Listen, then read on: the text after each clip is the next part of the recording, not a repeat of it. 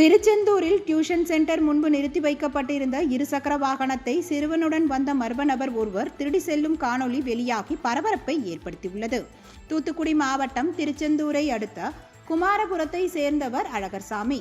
இவர் கடந்த 15ஆம் தேதி இரவு திருச்செந்தூர் சிவன் கோவில் அருகே உள்ள டியூஷன் சென்டர் முன்பு தனது இருசக்கர வாகனத்தை நிறுத்தியுள்ளார். 16ஆம் தேதி காலையில் பார்த்தபோது இருசக்கர வாகனத்தை காணவில்லை. இது தொடர்பாக அழகர்சாமி அளித்த புகாரின் பேரில் திருச்செந்தூர் போலீசார் வழக்கு பதிவு செய்து டியூஷன் சென்டரில் பொருத்தப்பட்டிருந்த சிசிடிவி கேமராவில் இருந்த பதிவுகளை ஆய்வு செய்தனர்.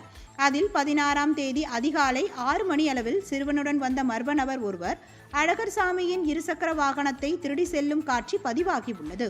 அதன் அடிப்படையில் அந்த மர்ம நபரை போலீசார் தேடி வருகின்றனர். இதனிடையே இருசக்கர வாகன திருடு தொடர்பான காணொளி வெளியாகி பரபரப்பை ஏற்படுத்தியுள்ளது.